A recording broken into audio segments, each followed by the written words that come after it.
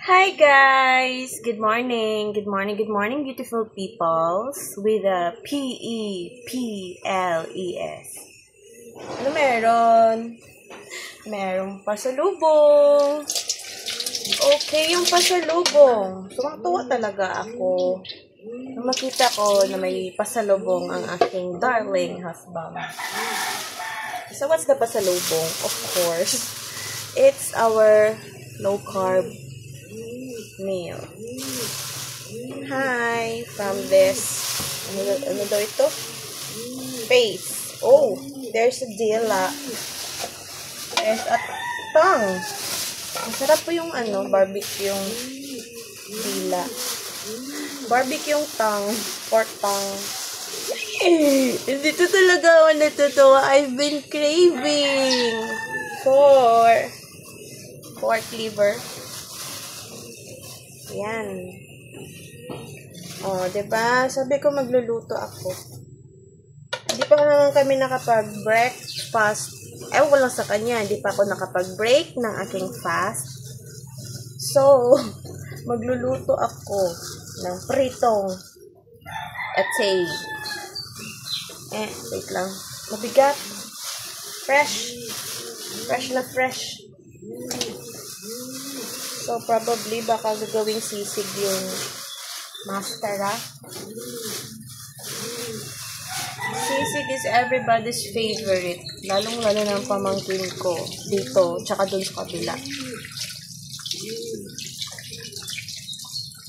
So, lilinisin lang maigi because cleanliness is next to godliness. So, pangalawang beses ko na naman itong nasabi.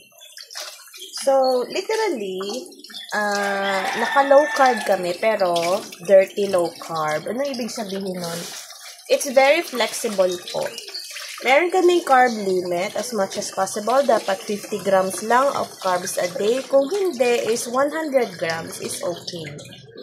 So, kung nakikita nyo kaming kumakain ng rice, hindi yun basta-basta, oy. Masarap ang bawal. Bakit? Sino bang malinis? Who has no sin cast the first stone. Lahat naman ng low carbers kapag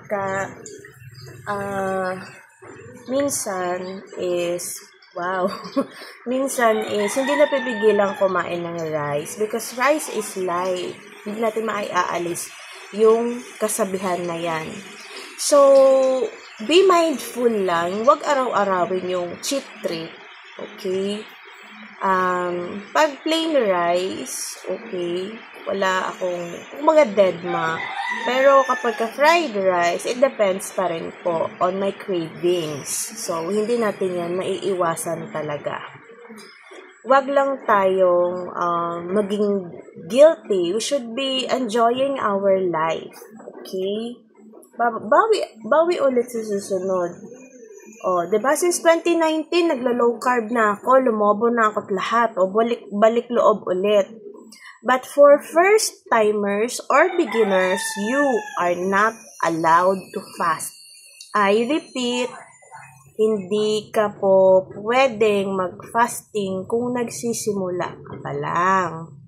Bakit? Ititrain mo muna yung katawan mo maging fat adapted at kusa yan darating sa'yo ang fasting. No? Hindi yan natin pipilitin ha, hindi yan natin mamadaliin because based on the first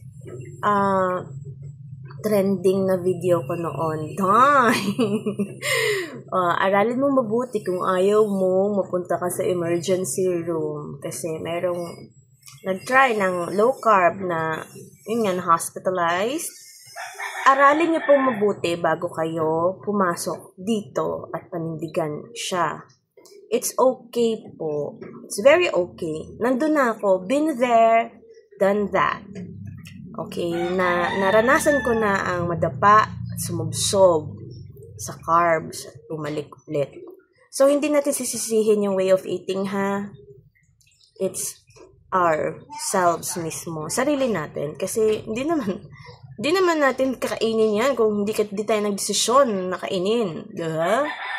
So, yun. Naranasan ko na rin po since 2019 ang mabash because of this way of eating and wala na akong pake. Okay, so, ang importante, this helped me, no, with balancing my Tingnan nyo naman, oy. 'Di ba? Dati namumulak-lak yung mukha ko sa acne. O, paisa-isa na lang ngayon. Ganyan siya. So, yun, guys. 'Di ba? Napunta na tayo sa kung saan-saan na naman. So, that's all muna for today. Join me again maya-maya or tomorrow or basta join me again. Thank you for watching sa mga umabot sa 5 minutes and 40 seconds. Thank you so much for listening to my pep talk. Enjoy the rest of the day. No? Take care of yourselves. And as always, from my little world to yours. Love, love, love. Happy Wednesday.